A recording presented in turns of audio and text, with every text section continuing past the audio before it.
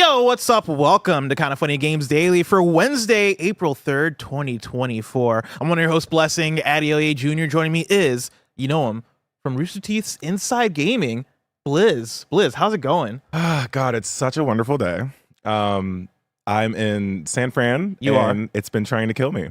Yeah, so we were just talking about this earlier today. You're here for vacation. Yes. You're here for how long? A week? I was here for like 5 days mostly. 5 days. And as soon as you got here, sick immediately. As soon as I got here, flight got delayed. I got hit with allergies. I ate a bad breakfast burrito and got food poisoning. Jesus. I did. You're having the Keith Lee experience right now. I stepped in dog poop randomly, and there's so much that went wrong. Just went wrong. See, I feel like part of it is that I assume you came from PAX unscathed from the PAX box. Yeah, no, I was fine. Yeah, and so like it was karma that was like, no, we gotta come back around though. Like we can't. PAX was a wonderful experience, and San Francisco had to be like, you had it too good. But now you got the true San Francisco experience. Like this is terrible allergy season. Like it's been hitting me like really bad the last week. You stepped in dog poop. You know, like that. It can only go up from here. It can only go up, and that's the average San Francisco day. I literally went, maybe San Francisco doesn't hate me, as I stepped in poop. Jeez. And then people were like, was it dog poop? Why would you ask that question? Ooh, where did this happen? Was this like downtown? Bar. Yeah, downtown, outside of a bar. It's dog poop. It's dog poop. There's a 50. It's dog poop. It's dog poop. Let's just say it's dog poop. Is this your first time in SF? Yes, this is my first time. Gotcha. Yeah. Well, aside from all the bad shit, what do you think so far? I actually would come back here. Hell I want yeah. to give it a second chance. That's the thing. Hell yeah. I think I can fix San Francisco. That's what we all say. I feel like everybody thinks they can fix San Francisco. It's what we need. And then you just give up after a while. Blizz, I met you for the first time in person at PAX East. About a week or so ago. But we've like known each other. Yeah. Because of Survive Block Island. Yes. And so, yeah, we did Survive Block Island, which is the Rooster Teeth Minecraft reality show within Minecraft. And we had such a blast on there. I was there very briefly because I got kicked off the first episode. Spoilers. I wanted to work with you too. Yeah, and like it sucks because I was like, this is such a great group of people. Like I loved everybody that was there. Yeah, and like got to meet you, got to meet like I think Barb was on there. If I remember correctly. It was like a lot of Rooster Teeth people. Yeah, there were a lot of Rooster Teeth people. And I was like, this is such a fun time, and I get kicked off. But then I'm like, okay, cool, I get to go back to work for the rest of the week. But since then, right, like I followed you on Twitter, I've seen you on the streams, like you're out there killing it. Of course, like you've done great work for Rooster Teeth. We've obviously seen the news, heard the news about Rooster Teeth, which sucks. Rest in peace. Sevens in chat. Where are you at with that? Like, I know because you have content that you make on your own. Obviously, you have stuff that you're doing. You have your own community that you're curating and all this stuff. Like, where are you at with all that now? Hitting me with PR questions already. No, I am actually like super excited for the community that we got to cultivate in the Rooster Teeth like Twitch streaming space, and also just the community we got to cultivate while I like was there. I met so many cool people, so many cool fans. It's also kind of cool to kind of transfer it over to my own personal Twitch. Yeah. But it's sad. But at the same time, the death of certain things brings the beauty of other things. Yeah. So that's my mentality kind of going forward, being like, I'm super excited to create more things, but like on my own personal place with the community. Where's the main place people can follow you at? Twitch.tv/Blizz. Or if you are looking for unhinged tweets, Twitter.x.com. Twitter still works. Blizzbear. Yeah, Twitter.com/Blizzbear with a 3. Go check out Blizz's stuff. Yeah. What you been up to in general though? Like, you been playing any games? You've been working on any content? Working on any projects? Okay, so I'm vlogging now. Oh, cool. And it's a world that I do not know. I don't know about vlogging. But other than that, I've just been streaming a lot of like Among Us, Lethal Company, and maybe don't show that video for the. I love this is your pinned tweet. Oh yeah, he's just drawing. You're just drawing something. Yeah, you're just drawing. Yeah, everything's just totally. This is artistry at work. This is great. God. So yeah, that's what you can expect on twitch.tv/Blizz. Just that type of content. But yeah, mostly just doing streaming stuff. Lethal Company, I'm a huge fan of. I'm kind of bummed because I haven't been able to stream this week, but there's a new game called Content Warning. I don't know that you saw. Yeah, I saw that. I want to play Content Warning so bad and pretend to be a YouTuber. And then a lot of Among Us. I love social deception games, party animals, if I want to beat someone's butt. Hell yeah. Anytime. But yeah, just mostly those type of games. Love that. Oh, and true crime. I'm a huge true crime fan. What kind of true crime? What do you mean? What kind of true crime? Like Murder. Just, like, are you making true crime? No, I'm going on Twitch and I'm making my own true crime and murdering people. No, yeah. it's already like cases that are already out there and stuff. Hell Just yeah. learning more about it. Liz, I want to compliment you on two things. Again, I met you for the first time in person at PAX, and I just want to compliment you on being a chill person.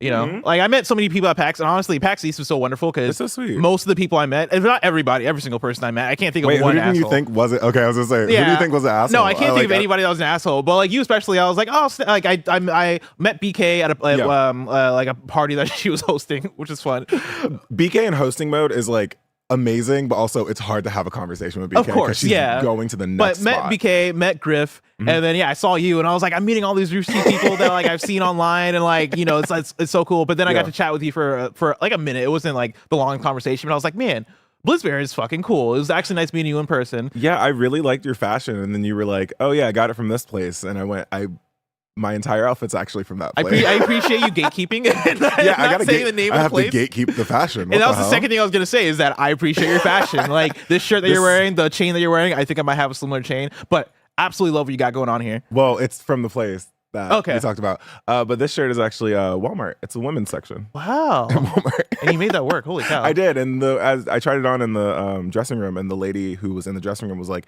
I've never seen anyone pull this off. And I went, listen, they ain't me. They're not me. Someone has to. Last question for you before we get into the show proper. This is a question that we ask all our guests on KHD. What's your favorite game of all time? I personally believe that in 2023, the best multiplayer game in the world was Party Animals. And I think it was stolen. That Valor was stolen. That title was stolen. It is the best multiplayer game.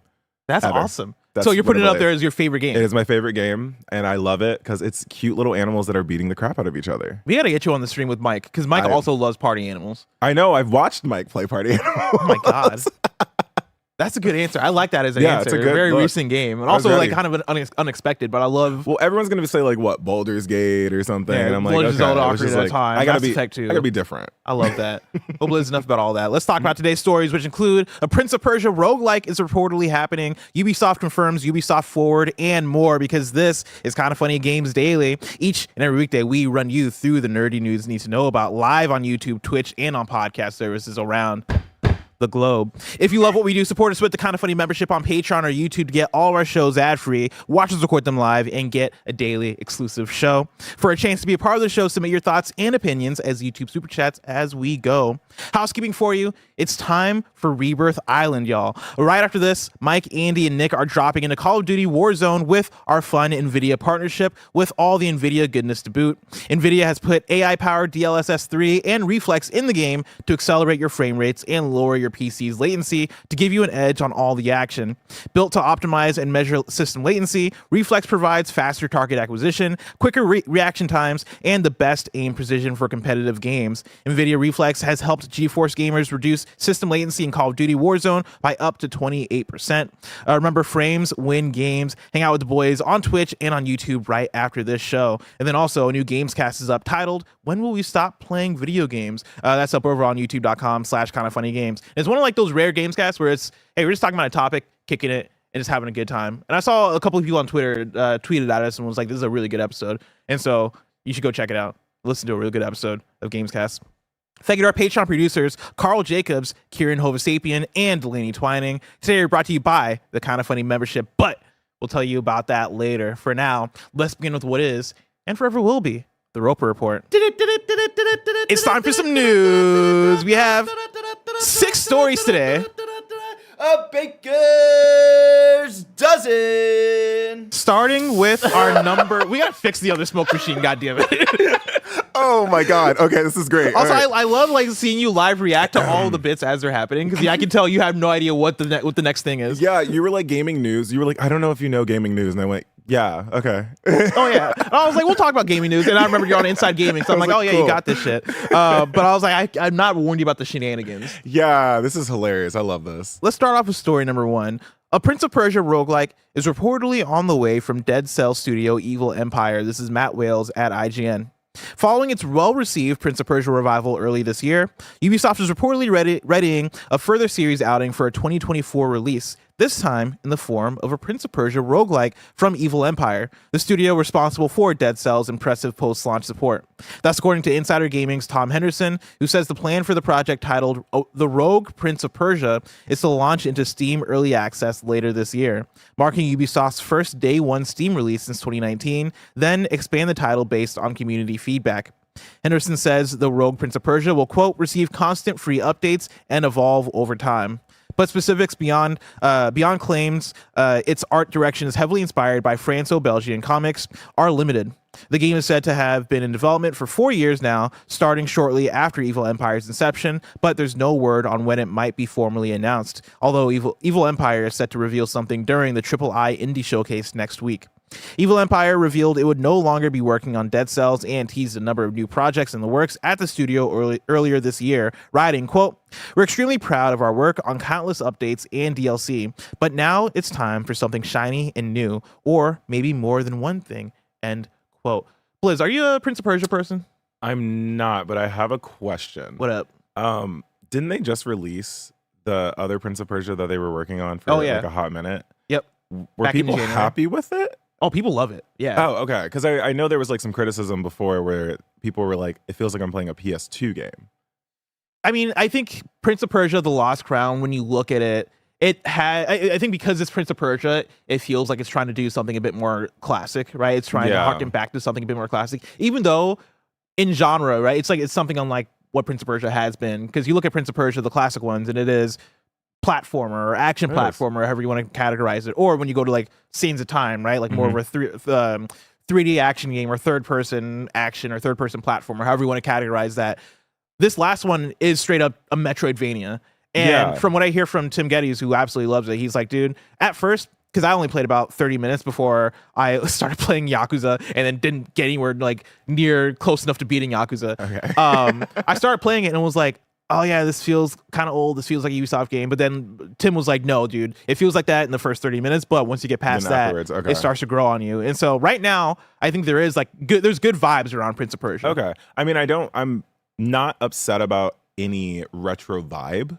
But also if it's in the first 30 minutes, it's fine. Like, I don't know. I feel like everyone wants a game to be perfect and have the best graphic quality and all that stuff, but like you don't have to have that to have a good game. So. I mean, it comes back to, we were having this conversation the other day about Dragon's Dogma 2 and how Dragon's Dogma 2 does a lot of things that I think would be off-putting to a lot of people, whether it is the frame rate, whether it is not having fast travel, whether it is microtransactions. Microtransactions are like, you know, there's like a number of things that I look at Dragon's Dogma 2 where I'm like, these feel like flaws, or these feel like decisions that are going to alienate a portion of the audience. But then the portion that loves it is like, no, I fuck with all this though. Like, I don't want fast travel. I don't want like, you know, the straightforward mission structure or whatever. I want to get lost in the world. And I think, for Prince of Persia, The Lost Crown, I think it is a thing of, hey, we need that first hour or so to warm up, to like get you into the world, and then we'll open up from there for the kind of game that it is. Like for me, I like when games just throw you into like the action, and I'm like, I'll figure shit out. Like, oh my god, I'm the same way. Okay, great. I hate tutorials sometimes. I'm like, I'll just figure it out, and if I fail, I fail. I think you know, I assume because you Twitch stream and also you're on Inside Gaming that you play a lot of video games. Oh, of course. And I assume the same with our audience, right? I think a lot of us probably relate to the thing of, I play so many games and I am tired of tutorials. Because it feels like I'm wasting 2 hours. Like I understand that every game kind of has to appeal to the widest margin, and so it is the thing of, we gotta at least speak to you as if you don't know that you need to press square to attack, right? Like we gotta at least like ease you in somewhat and then hit you with the hard stuff. But I think that's why I like the idea of a roguelite, because like oftentimes roguelites are, hey, just throw them in and like let them do a run, and then they'll figure that shit out. Because that's what I really liked about Cult of the Lamb. They did kind of like hold your hand for the introduction of everything, but like once you're in a dungeon, you're fighting your ass off and stuff like that. I love roguelites. So and also like, is that Dungeon Light? No, it's a roguelite. For what, Cult of the Lamb? It's like roguelite with like semi-elements. The way of life. It would be really funny if your audience never played a video game, but like they're just here hyped. I just thought about that. Here's the thing, right? Some of these folks, the way they talk. Some of you have never played a video game, and it shows. So you say you love a roguelite. Would you show up for a Prince of Persia one? I would try it. I've never like said no to a game. I don't think that if it's something that I've played in my previous or played in my past as a kid, I'd probably try it again. To see if I get the same sense of nostalgia, the same feeling I did when I was like younger. I'm fascinated by this just for what you said at the beginning of this, which is, didn't we just get a Prince of Persia? I love the idea of Ubisoft coming with the surprises. Yeah. Is another thing we talk about all the time on this show, is that Ubisoft is a weird one, especially right now when we talk about their games, where I don't get that excited for Ubisoft products. Yeah. Granted, I'm not necessarily the target audience a lot of the time, right? Like Assassin's Creed, I tried back in the day, wasn't my thing, but I know Greg Miller still plays Assassin's Creed, or like Kevin Coelho out there like loves Assassin's Creed, but I'm not too alike. Yeah, like I'm just not an Assassin's Creed person. Assassin's Creed, sure. And then I go down the list of the Ubisoft games, and I'm like, I love Far Cry 3, but since then, like Far Cry doesn't really do it as much for me. You know, Watch Dogs didn't really do it much for me. Too much for me. Yeah. Okay. Now, but like I get to something like Rainbow Six Siege, and I'm like, I do like Rainbow Six Siege. You're toxic. Never mind. We're not the same. But like this thing is like, there's like these one-off games that I see from Ubisoft where I'm like, okay, cool. But as a company, I can see the value, and I can see like the love for them, at least in the past. I feel like in 2024, they're in this weird place where they've just come off of a lot of L's, right? Like they've come off of it feels like they're throwing shit at a wall and seeing what sticks. And you had Riders Republic come out, and I've not heard that many people talk about Riders Republic since it came out a couple years ago. They had the Roller Champions come out, and that felt like it lasted for a day and a half. It was cool though, Roller Champions. And I liked it. Yeah. For the day and a half. Yeah, for like a little bit. But then there was Rainbow Six Extraction, which came out, and again, didn't feel like it had that staying power. And I look at Ubisoft, and I'm like, all right, like what is the vision here? What are we building up to? And it feels like, I feel like in 2024, they're finally building to a place, I hope, because Prince of Persia Lost Crown hit for those people, right? Hey, it's a new take on Prince of Persia. It's fresh. It's great. People are loving it. You have Star Wars Outlaws around the corner. I think that looks great. I think that has the opportunity to come out and be an 8 or a 9 out of 10 and have people like, yo, this is a great Star Wars game. And it's unlike many other Star Wars games, right? Because it's open world and doing all this stuff. And then you have seemingly a roguelike Prince of Persia being developed by an indie developer, which I love. That brings me back to the Cadence of Hyrule. I don't know if you remember Cadence of Hyrule, where Nintendo was like, hey, we're going to give you guys Zelda, and you can make a rhythm Zelda game. Yeah, it's really cool. And it was cool. cool. Like, this reminds me of that, and I think that's such a good idea. So do you think that this is going to stand, not the test of time, but is this going to be a game, or is the roguelike going to be a game that lasts more than a week? I like that question, because you look at who's developing it, and it's Evil Empire, right? This isn't, I believe, like the Dead Cells main developer was Motion Twin. I'm looking it up right now. Yeah, it was Motion Twin, right? Evil Empire was responsible for Dead Cells like post-launch content, which is a very unique thing for Dead Cells. Yeah. Like Dead Cells lasted way longer than what like a single player roguelike should, right? Because they kept updating it, they kept adding in DLCs, they kept expanding it, and it became this ongoing game over time, which is odd for this kind of game. I think, yeah, it does. In terms of the staying power of this one, we'll have to see it, right? Like, I got to see what that first trailer looks like, or what that first announcement looks like. Hopefully, we get that announcement soon. I mean, you know, in the same vein, we got a Ubisoft Forward coming, so we'll get to that in story number 2. But like, I want to see how they talk about it. Are they talking about it as a thing of like, yeah, we're putting this out and it's done? I think the fact too that this news story mentions early access for it makes me think that it might be an ongoing thing. Okay, we're gonna start this off in the ways that Hades started off early access. We'll release it officially, let's say 2025, 2026, and then after that, we're gonna have Evil Empire continue to do what they do, which is post-launch support. Maybe have crossovers. Maybe put the rabbits in that bitch. like we're gonna mess around and like, you know, experiment with it. I think there's an opportunity there to do something fun and cool and different with Prince of Persia. Okay, yeah, all right. I believe you. Thank you. Finally, somebody does. Do people not believe you here? People do, but like, you know how it is. If you when you have opinions on video games, the chat is always split 50-50. If you ever want to talk shit about anyone here, let me know. I'll be your guy. Let me tell you about this Barrett fellow. I met this Mike guy. I love you, Barrett. Oh, don't even start on Mike. This Mike guy. Don't even start on Mike. Is. See, Mike was on it last night because we had we played soccer. We had our Tuesday soccer match. And Mike is killing it as goalkeeper. He's being an amazing goalie. He seems like a good goalie. Dude, he is getting incredible saves, but also he's doing the Mike thing where he's shouting from the back, being like, oh, you get that person, you do this, you do that. That man is a walking paladin, and I'm pretty sure he's doing some blessing. Dude, or something. I'm official team captain, but when it comes to soccer field, like before the game, I'm like, Mike, get over here. I need you to hype people up. I'm not gonna do this. I need you to do this. But he played our first soccer match and then went on and did a match right after because he got recruited by another team. And the whole time I'm thinking, I'm like, are you not tired, man? Like, we just got done with a 40-minute soccer match. Like, you're going right on to the next one. But he came in. He just needs some sugar. He'll be good for another hour. Yeah. I mean, he came in this morning with energy, and I'm like, yeah, good he for had you, man. Such good energy. And I was like, I want to be you when I grow up. Because what the hell? Dude. All of us do, right? I wish I could bottle that energy. Story number 2. Ubisoft confirms a Ubisoft Forward event coming during Summer Game Fest week. This is Andy Robinson at Video Games Chronicle. Ubisoft has confirmed it'll hold its annual Ubisoft Forward event on June 10th. For the second year in a row, the showcase will take place in Los Angeles, California during the same week as Summer Game Fest. Summer Game Fest is set to return with a live event on June 7th. This will be then followed by SGF Playdays, and an invite-only media and an influencer event in downtown Los Angeles will return on June 8th through 10th, produced by I Am 8-Bit. Now, we just talked about a lot about Ubisoft and how we're not Ubisoft people. I keep a lot of tabs on Ubisoft. Like, I follow their games, I follow their releases because I'm a fucking nerd. Yeah. But for you, do you tune into these things? Are you somebody who tunes into the Ubisoft Forwards? Yes, and you make it a drinking game, and it makes it so much fun. But I kind of do not that much, unless friends are like, "Oh, we should all like stream everything, or we should all do like a co-stream and watch this and make a fun little game out of it." Mm-hmm. But I don't know. Maybe I will tune in this time. Because I forgot the last one that I tuned in on, to be honest. The last Ubisoft thing, or just not the last Ubisoft, but like it's probably the last showcase? Probably the Game Awards.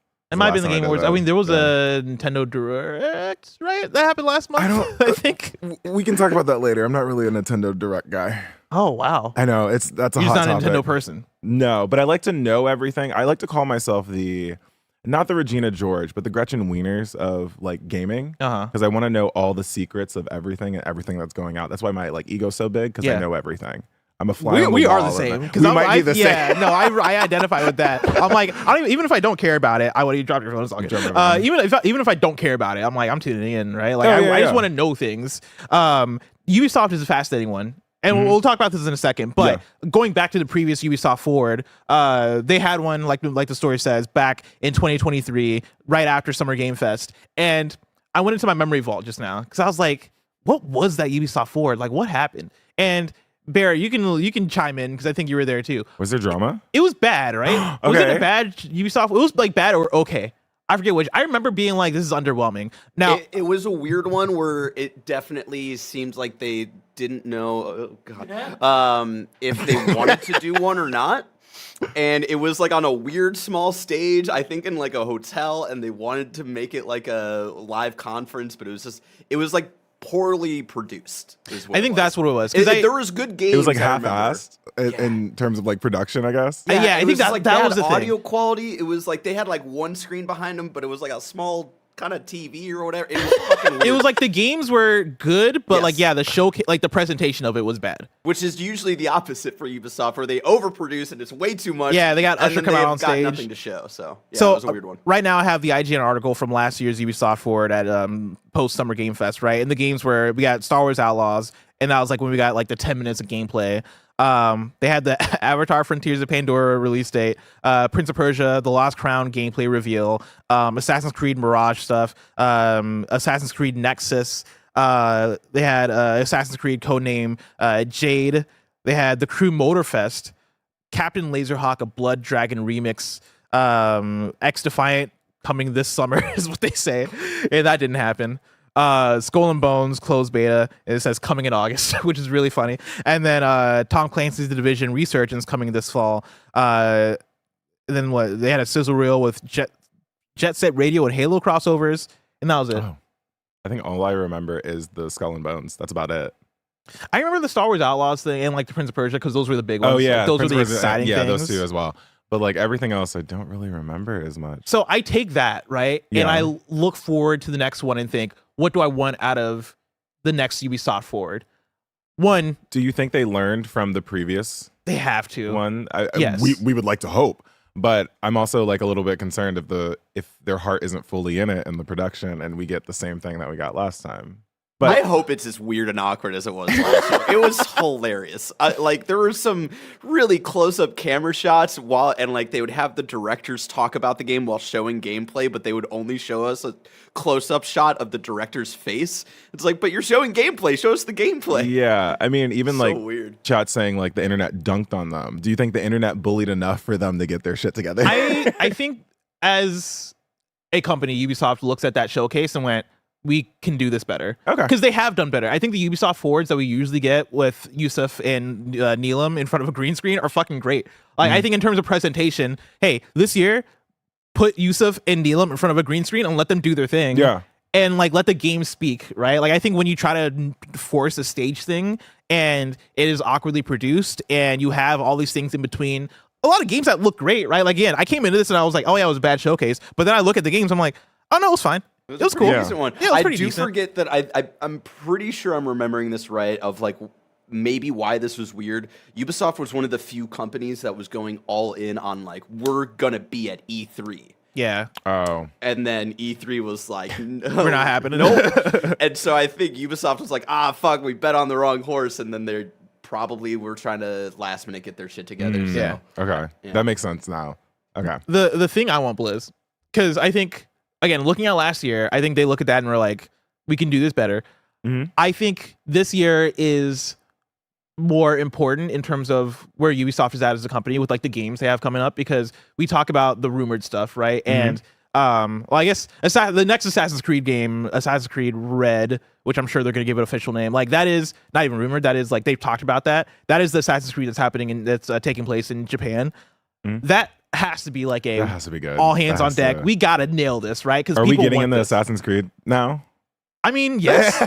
Only because of that. If dude. there's any chance of me getting into an Assassin's Creed, it's this one. Yeah. And I think that fair. speaks to a lot of people, right? Yeah. Like you're talking about, post Ghost of Tsushima. You're talking about like people were hyped for Rise of the Ronin. Right now, I've been watching Shogun, and Shogun is fucking good. I think right now is the time to strike with that kind of Assassin's Creed, and that you want to treat that well. That coupled with Star Wars Outlaws, it's like that has to be a banger showcase. You got to treat those both with the utmost hype, polish. Like we got to present these in the best way possible because these are important. Like look at this. Yeah, hold on. I might be a fan. I might be a changed fan right now. So I think if you're talking about those two games and then you're talking about Prince of Persia, this roguelike thing, and then also there's post-launch content coming for Prince of Persia: The Lost Crown, the one that just came out. I think you have a lot of good stuff to show, let alone the stuff that we don't know, right? I think there's a lot of question marks in terms of, what are the other Tom Clancy things? What's going on with the Division remake, right? Like that right now is your time to build up hype for those big projects, because Ubisoft it feels like they've been trying to zero in on this moment of, all right, let's get out a lot of this like bullshit. The Road Champions, let's get that out. Let's get out Rainbow Six Extraction. Now let's tighten up. I think this is their moment to do that. Okay, yeah. You're putting so much confidence in Ubisoft, and also it's making me confident in them. I don't know if this is like the skill here. I don't know if I'm confident. Well, it's like the way you're talking about it. This is what I'm saying they need to do. Yeah, you're like, oh, you need to do this, but like also you're kind of putting faith in, which is kind of nice. Oh, I said Division remake. Sorry, not Division remake. Splinter Cell remake. Oh, which people are hyped for, but then also like a new Division game also as well. Yeah, I would say Division's pretty good. Splinter Cell remake. But yeah, I'm looking forward to Barrett has a image or footage of Beyond Good and Evil 2, which we're never gonna see. It's time, Bless. Is there anything from Ubisoft that'll get you hyped? It's been 7 years since this trailer.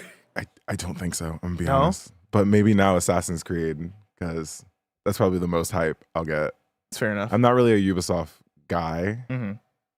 You're learning a lot about me about what type of guy I'm not. I want to learn a lot about the kind of guy you are. Who I am after this story. Okay. But before we get there, let me tell you about why you should be a Kind of Funny person. YouTube.com/kindoffunnygames. You can get the Kind of Funny membership. Also Patreon.com/kindoffunny. You can get the Kind of Funny membership, which allows you to get shows ad free. And speaking of ads, let us tell you about our sponsors. Kind of Funny turns 9 years old today. We could have made it 9 days without your support. That's why 2024 is all about doubling down on our shows and making it simpler than ever for you to get the most out of our content. Our revamped Kind of Funny membership is your one-stop shop for all our amazing content, which now includes on a weekly basis the Kind of Funny podcast, In Review, the Kind of Funny Gamescast, P.S. I Love You XOXO, the Kind of Funny Xcast, the brand new series Kind of Funny Game Showdown.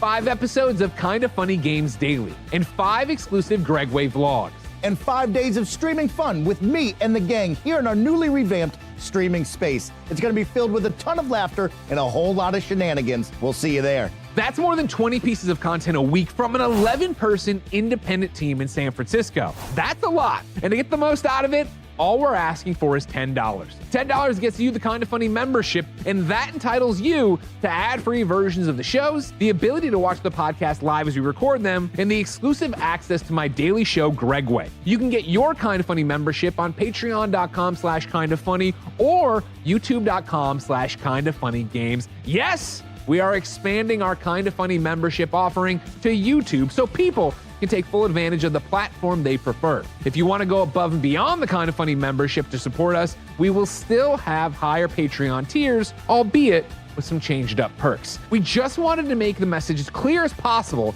that the $10 Kinda Funny membership is for the masses to get all the core content people love. Everything above that is very appreciated. The support means the world to us. You all are the best. But the $10 Kinda Funny membership available on both patreon.com/kindafunny and youtube.com/kindafunnygames is where we see the value of what we do. Kinda Funny is a dream come true, and we wouldn't have it without you. We hope if you've ever enjoyed the content, you can support us for at least a month as we prepare for our biggest year ever. Until next time, it's been our pleasure to serve you. And we're back.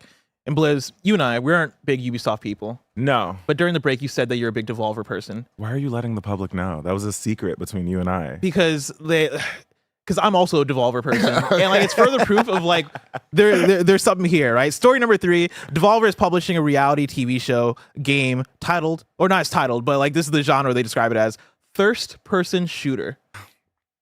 We're so back, gamers. We're so back. The game is called The Crush House. I got a couple of tweets I'm going to read from, starting with Devolver Digital's tweet that they put out. They say, you thought it was for April Fools, but no joke. We'll reveal our first reality TV project on April 4th.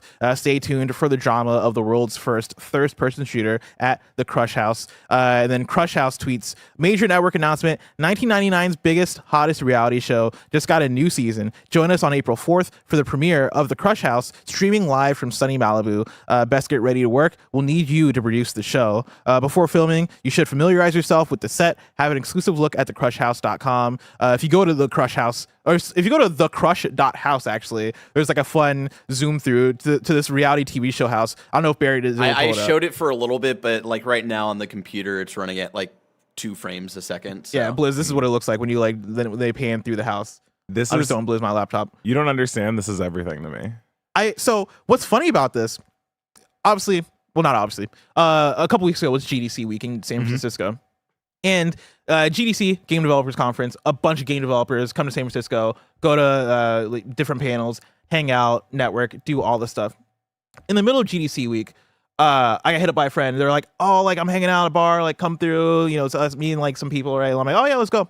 So I show up and I'm hanging out, and I meet this person, and they're like, oh yeah, I'm like, what do you do? And they're like, oh yeah, you know, I'm a game. I think they might have been like a game director or game writer. I think it might have been a writer, but like they're like, yeah, I work in games.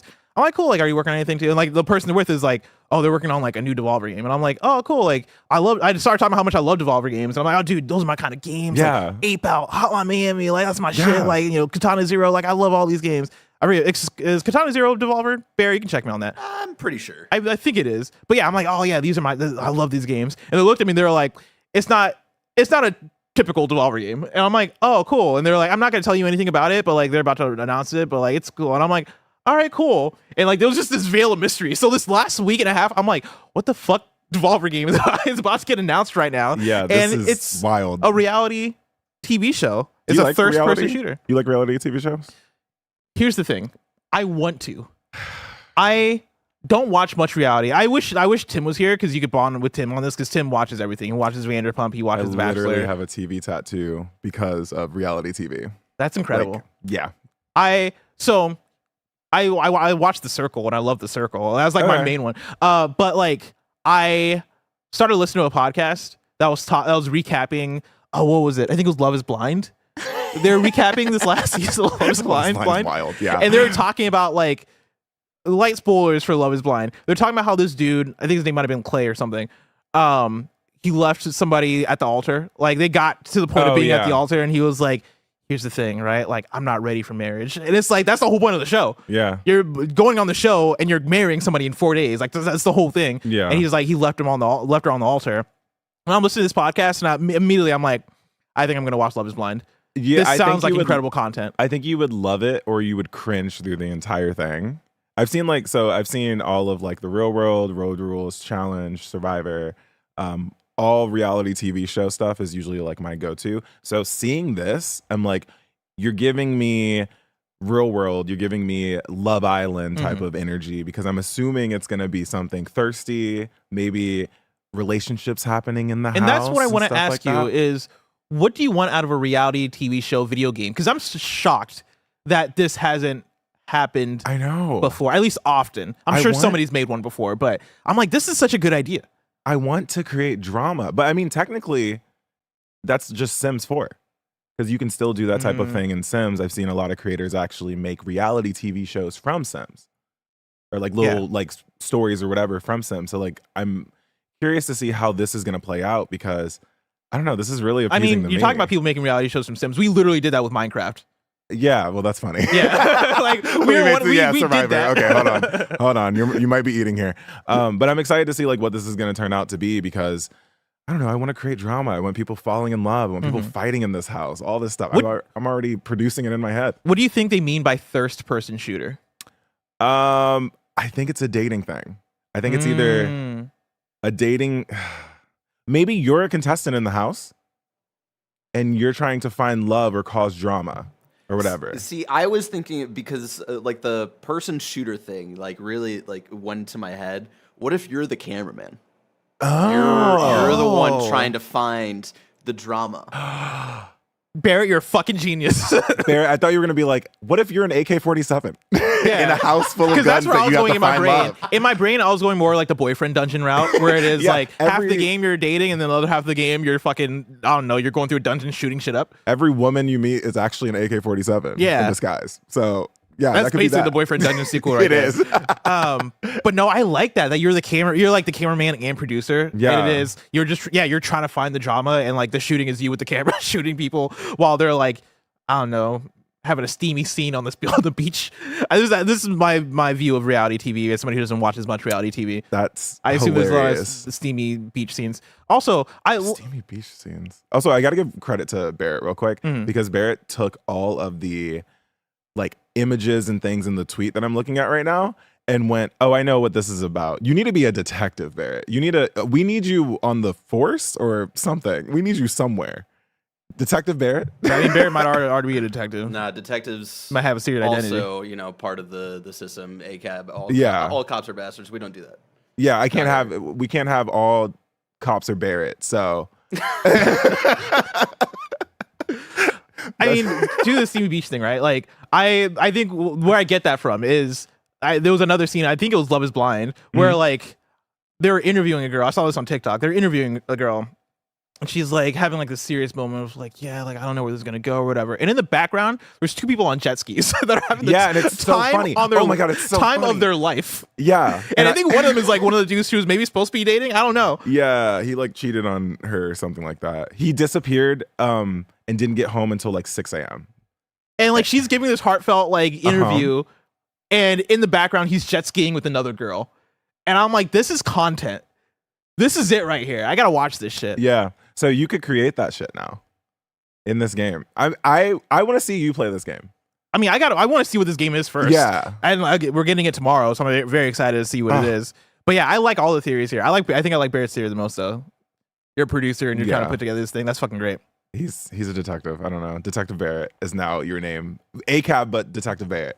Someone would say maybe like a private investigator. Yeah, okay, maybe. Private investigator Barrett. PI Barrett. There you go. Barrett PI. Barrett PI. I like that. Let's move on to story number 4. 60% of playtime in 2023 went to 6-year-old or older games. New data shows. This is Zach Zweisen at Kotaku. A newly released game industry report by market researcher Newzoo shows that while the PC and console market grew 2.6% in 2023, overall playtime decreased as gamers spent more and more time in smaller lists of old games like Fortnite and League of Legends. On April 2nd, Newzoo released its second annual game industry report, including a ton of data and information on what people were playing and spending money on during 2023. According to Newzoo's data, the PC and console game market grew and reached $93.5 billion in revenue in 2023. That might seem like good news, but drilling down into the data, it becomes clear that it's only good news for a small number of publishers and developers. Newzoo's data shows that the top 10 games on each platform, ranked by their average number of monthly active users, or MAU, are filled with old, established titles. Fortnite took the crown on all platforms, including Switch and PC. The rest of the list includes titles that won't surprise you, like GTA 5, Counter-Strike 2, Roblox, Minecraft, Rocket League, Apex Legends, Fall Guys, Valorant, and Call of Duty. Across Xbox and PlayStation consoles, only one dedicated single-player game cracked the top 10, Starfield. To further prove that gamers are primarily focused on older games, Newzoo's data shows that just 66 titles accounted for 80% of all playtime in 2023, and 60% of that playtime was spent in games that are 6 years or older. In fact, in 2023, five old games, Fortnite, Roblox, League of Legends, Minecraft, and GTA 5, accounted for 27% of all playtime in the year. It gets worse. Of the 23% of playtime spent in 2023 on new games, defined as 2 years or younger, more than half was spent in big annual sequels like the latest Madden or NBA game. Only 8% of video game playtime was spent on new, non-annual titles like Diablo 4 or Baldur's Gate 3. Blizz, does this information surprise you that most people are spending their time playing old games? No. Because Next honestly, story. next story. No. It's not even a nostalgia thing, but it's like if it's your comfort game, I get it. Because like Fortnite, I love Fortnite. That's the thing. I would play Fortnite every day if I could, but I would get mauled.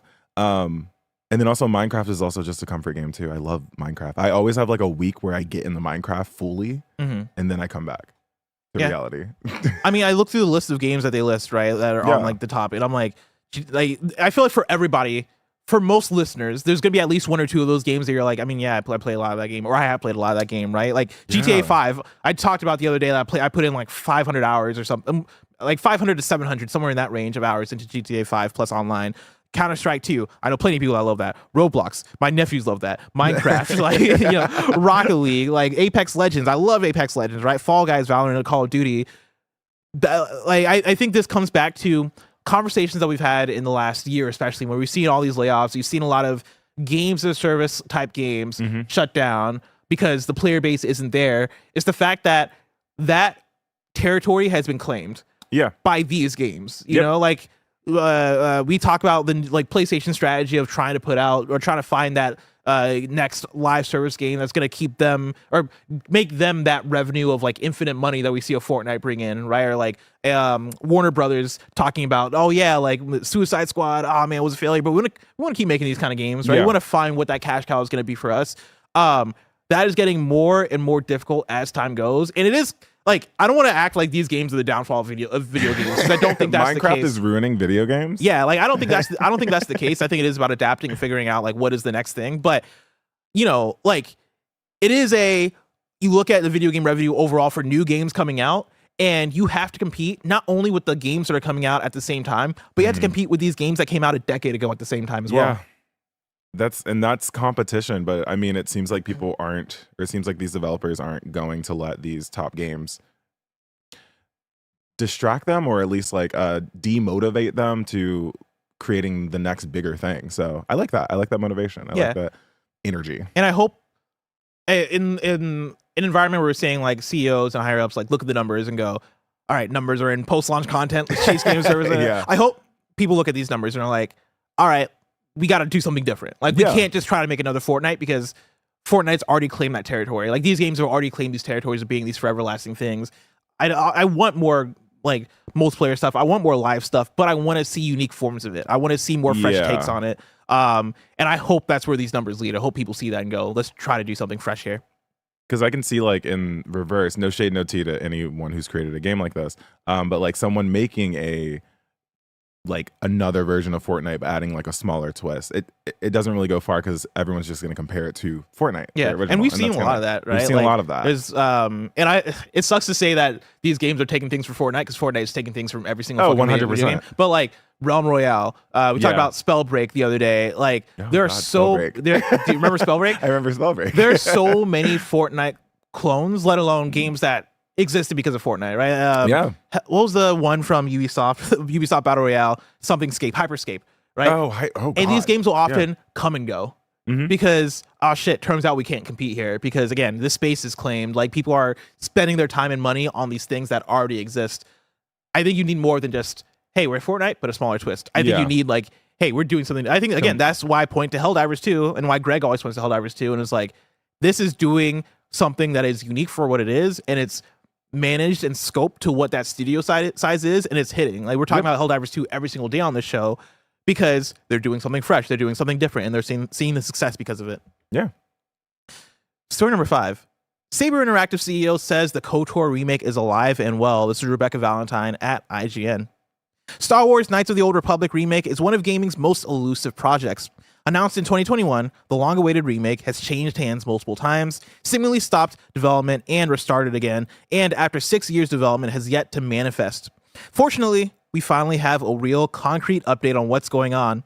Saber Interactive is still working on it, and according to the CEO, it's alive and well.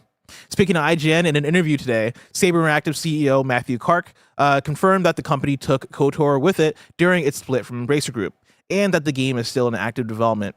Quote, "It's clear and it's obvious that we're working on this," he said. "It's been in the press numerous times. What I will say is that the game is alive and well, and we're dedicated to making sure we exceed consumer expectations," end quote. Kark would not offer further details, but in an investor call following the announcement of Saber's departure, Embracer CEO Lars Wingfors implied the KOTOR remake may still be a long way away. The game has undergone a long limbo, having been announced in 2021 after 3 years development at Aspyr, paused indefinitely due to the lack of progress, and revived again at Saber Interactive. There have been minimal official updates since then. Blizz, Ubisoft's not your thing. Devolver is your thing. What about Star Wars? Do you like Star Wars? I was gonna make a joke here, and then someone in chat stole my joke. What was it? I was gonna make a Weekend at Bernie's joke, being like, Oh, that's alive great. and well, and I was like, it sounds like it's dead, and they're just being like, hey, Yeah, when hey, it's alive. When your only update is, oh, it's alive and well, it's like, is it? Hey, there's a live body Or here. are there sunglasses on the thing? Are there sunglasses? But I'm like, oh god, okay, someone else just took it. But that's kind of how I feel about this, where it's like, yeah, everything's fine. We're like still working on it. I know everyone wants to have constant updates about a game that's coming out that they genuinely enjoy. Sometimes I like to let people cook. Yeah. Like, I don't want to check in. I'll just trust the process. But also, like, at the same time, I do want to know that information. But hearing alive and well is very concerning. Yeah. I don't know why. It's also concerning when the news of this game has been, all right, as far as making it, all right, sounds like it's not doing good. All right, they're passing it to another studio. Yeah. Whenever you see projects passed from a studio to another studio, and like sometimes that happens multiple times, like shout out to Dead Island 2, which somehow turned out fine. Yeah. But like a lot of times it doesn't happen that way, right? A lot of times it is, okay, this is being passed on, and now it's just like a muddled mess because somebody's working on it, they're making it because it was assigned to them. It wasn't necessarily like this passion project that the studio wanted to make. Not that everything has to be a passion project, but Yeah. like I am curious on how this is going to come out. We've seen like a lot of Star Wars remasters, remakes, yada yada, like not come out in the best form. Again, looking at Star Wars Battlefront 2. Hey, hold on. I love Star Wars Battlefront. Hold on. But like the last collection had issues, even though me and Barrett had a good time. It's a great time. It's a great time. We spent 4 hours streaming Galactic Conquest. Now I don't know if that team is like the team I would want to make a KOTOR remake, No. but like, And that's the team that was making it originally and then passed it on. Yeah. And so I have like more trust that in Saber. I like that it's at least confirmed that Saber has control of the project and it's no longer a part of the Embracer Group. So there's some promise there, but you know, like PlayStation still took that trailer down from their YouTube. So Oh. Yeah. I wonder if there's so many questions, and I think we're only going to get the answers to those when they're finally ready to either re-announce it or re-show it. I wonder if the Embracer Group deal, like them being like, all right, Saber, you get it, and then Saber splitting off, I wonder if that messes with the PlayStation thing at all. I wouldn't think it would, unless PlayStation's like, actually, this game isn't it. Like, we don't want to have this as an exclusive. Like, I don't know what that would be, but yeah, like, there's a lot of questions surrounding this one. I hope it comes out good, though. I know there's a lot of KOTOR fans out there. Yeah, I mean, didn't that happen with Prince of Persia as well, where it got transferred to another team? The people loved it. Well, that's the remake. Oh, the remake. Okay. Yeah, the remake still over. hasn't come out. And if you remember, that happened, oh man, it was like 2020 or 2021. It was December, and they were like, hey, we're working on Prince of Persia Sands of Time remake. It's about to come out soon. And like, it was like, it's about to come out in like a month or some shit like that. And they were like, never mind. Hey, no, it's alive and still well. not out. It's alive and well. It's alive and That's well it. somewhere. It's wearing shades, but it's alive and well, I promise. Blizz, we just talked about a lot of big news stories. Yeah, we did. If I wanted something smaller, say the tiniest news I needed to know about, where would I go?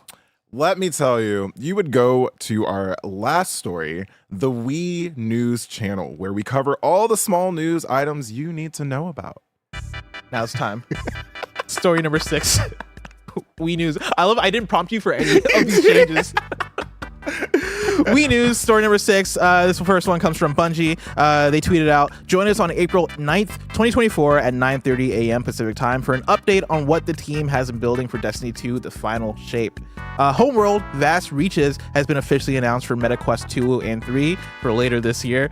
Listen, these Homeworld folks will do everything but release Homeworld 3. Don't steal my joke from Slack. Listen, I made that up just now. Yeah, no, Blessing said that. I made it. Blizz heard. Yeah. I made it up just now. I just said the joke means mine. Nightmare Cart, the game formerly known as Bloodborne Cart, has a release date for May 31st on PC, and it's free. Bloodborne Cart? Have you seen the Bloodborne Cart No. clips? It looks incredible. Oh my god, okay. Somebody made like a kart racer that is Bloodborne, and has a PS1 art style. It looks fucking incredible. I don't know. Amazing. I guess they might have ripped all the Bloodborne stuff out of it for copyright and renamed it Nightmare Cart. But Bear, if you're able to bring up Nightmare Cart, oh my god. Oh my god. yeah, it looks incredible. I want this game. This is hilarious to me. I mean, you don't have to wait too long. Yeah. May 31st. That's 2 months away from now. Like, look at this. It's fucking awesome. It's so great. Bear, if you can bring up a trailer for Dan in real life, I'd appreciate that. Last one for you. A Helldivers 2 patch has stealth dropped new automaton enemies. A note about this. They look like AT-ATs from Star Wars. Okay. Yeah. Yeah, they look really neat. I haven't started Helldivers. Are you going to? I did the tutorial and I have to play it soon. Me and you are the same. Yeah. Because I did the same thing where like I played the tutorial and put it down, and I did one stream with it with Greg and some folks. And I played like 2 hours, and I was like, it was fun. Yeah. And then I meant to get back to it, never got back to it. Yeah, I need to start, but I have some friends who are like, we're gonna dive you in. I don't know if that's the term for Helldivers. I mean, that's good You're enough. Gonna dive in. You're gonna participate in democracy, I think. Yeah, the whole thing. for democracy. Yeah, you gotta save managed democracy. I don't know if managed democracy. I guess that's the whole bit of the game, but that's actually really funny. If it's actually they're actually calling it managed democracy, that's really good. Spread some democracy for freedom is what Chad is saying. Yeah. Okay. Cool. If you ever feel like playing Helldivers 2, holler at me because I'll play some Helldivers on stream. One in chat if me and Blessing should do Helldivers together. Yeah. There you go. Drop the one. Drop the one. 2 if you're like, no, never mind. 2 is if you're like, fuck Helldivers 2. Just keep playing Tekken. What, are you playing Tekken? No, I love Tekken.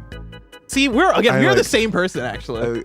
Blessing, I used to go to bars and like they had a Tekken 5 machine, and I used to play for money, and I would lose the first game on purpose so I look bad, and then I would go in and take money. You're pulling the Josh Peck from Drake and 100%. Josh. Where you're like, I guess Josh didn't do it on purpose. It was actually Drake that schemed to make it seem like Josh wasn't great, and then he hustled the other people. But I like that you're doing that on purpose. You gotta hustle. You're pulling the Uncle Phil in that one episode of Fresh Prince. Yeah. Yes. Yes. That's better. Yes. That's a better That's better. And that's it for Wii News. Have you been playing Tekken 8? I have, but I like Tekken 5 and 6. I don't know what's up with it. 6. See, 6 is where I like first started getting into Tekken. Oh, okay, cool. But like a lot of people don't fuck with 6. Oh no, I like 6. Yeah, I like 6 too. I like Tekken 2 if we're being honest, but like Tekken 2. Yeah. Only person I know is like I love Tekken 2. Oh my god, it's a great game. You play Tekken 3? No. That's like the classic. Yeah, but Tekken 2 is more classic. Tekken 2 was the first game that I played in Tekken growing up. So that's why there's like a nostalgia hit for me. Did you play Tekken 7? Did I play Tekken 7? No, that was the PS4 one. I didn't play Tekken 7. Yeah. Dude, Tekken 7 was like Tekken 6 is where like my friends Ceramal and Stevie, they'll kick my ass all the time in Tekken 6. That was the PS3 one. Who do you play? Well, back then I was playing Eddie. Now I play there's a new character. Wait, don't give me that look, all right? Listen, he gets upside down, he just flips and shit. Eddie's like the Sonic of Super Smash Bros. Exactly. He should probably be banned. that's where I'm Hey, at. they're dropping him as DLC, I think this week. I think Eddie might already be available. But no, I'm hyped for them to drop Eddie in the new one because I'm definitely picking him back up. But no, I first was using Eddie and then I switched to Lucky Chloe for 8-7. And Lucky Chloe is like the break dancer. Also another character that is the Sonic. That should probably be banned. I also used Alyssa, who's another who flippy should character. also be banned. I use all the flippy characters. Yeah, oh my god. And the reason I like Victor is because he teleports. You I know. are problematic. Okay. I'm using all the fucked up characters in this game. Well, I play. It's either Lily or Lily. Lily. She's- I also use Lily. Okay. Because she flips. She flips, but also like I always have respect for a rich bitch. Oh is yeah. the best way. Like if she's like snooty, but like also wants to kick your butt, I support it. And she loves tea. And she loves tea, and I love tea. So Exactly. we're basically. And I the also same. love tea. So again, we're the same. Like we share We're the the same same. brain cell. That's fucking wild.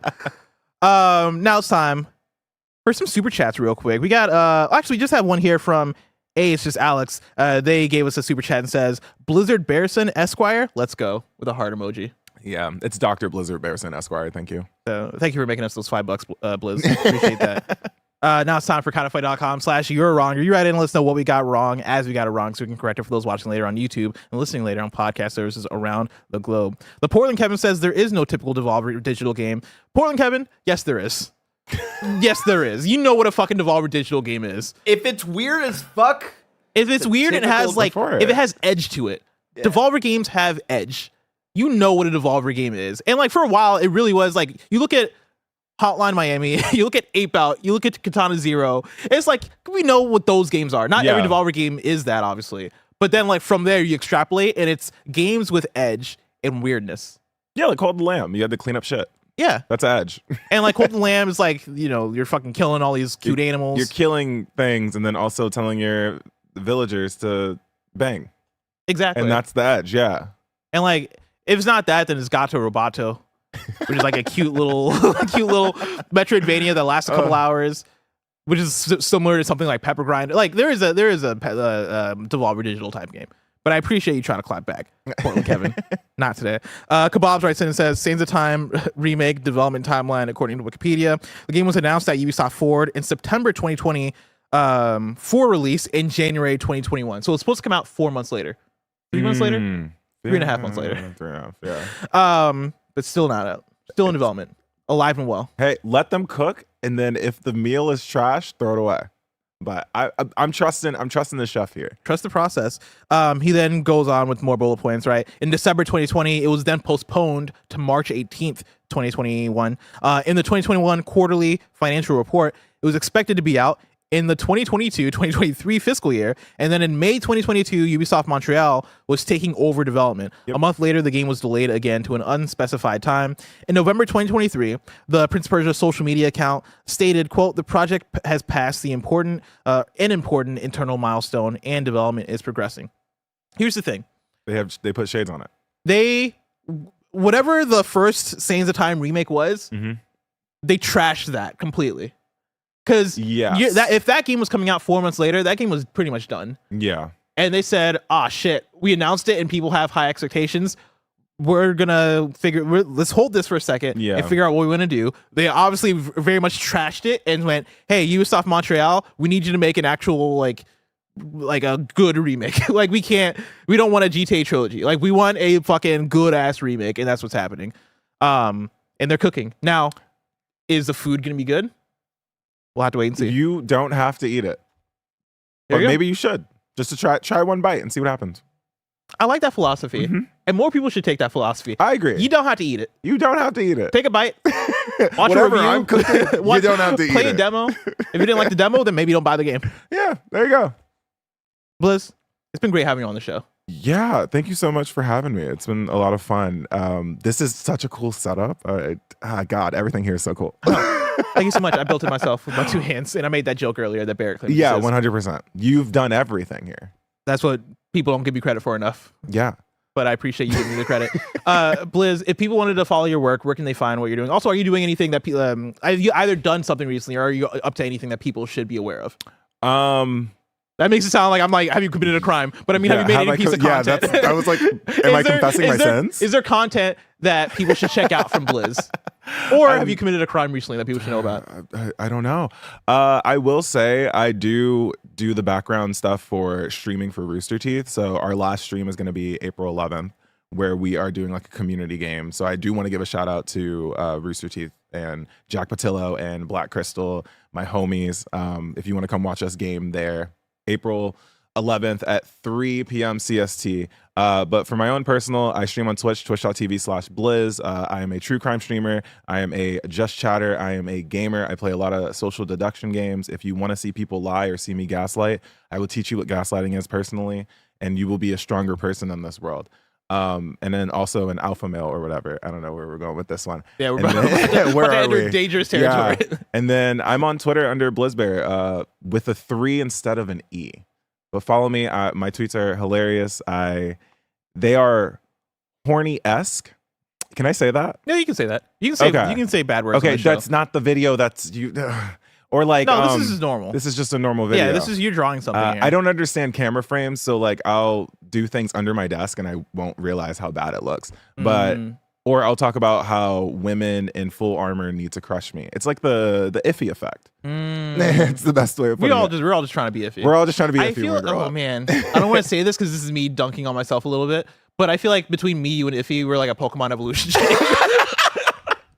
I'm definitely the first. I'm definitely the I was like, give me a second. I'm the Bulbasaur in the situation. And then yeah, you got your Ivysaur. I don't know why I'm a Bulbasaur. Do I lift? Yeah. I go to the gym. I don't lift weights. I use like the machine. I was gonna say, do you lift? I do like the bench press machine. Okay. I'm trying to work my way to lifting. I might be the second evolution of Iffy. Yeah. Okay. And then Iffy is the Charizard situation here. I know I just switched from Bulbasaur to Charizard, but chat, you get what I mean. But no, I don't know, man. I'm trying. Yeah, no, I think you're trying. I'm playing soccer. You're playing soccer. I love your fashion. I think you're on the up and up. Thank you. Yeah, I don't think you've peaked.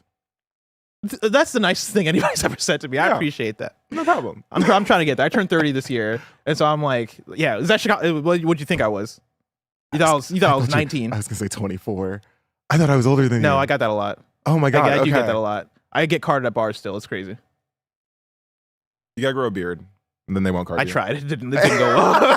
It did not go well, but I'm figuring it out. Of course, everybody go follow Blizzbear. You mentioned your socials, twitch.tv/Blizz, all that good stuff. Of course, this has been Kind of Funny Games Daily. Each and every weekday, we run you through the nerdy news you need to know about live on YouTube, Twitch, and on podcast services around the globe. If you love what we do, support us with the Kind of Funny membership on Patreon or YouTube to get all of our shows ad-free, watch us record them live, and get a daily exclusive show. Until next time, Game Daily.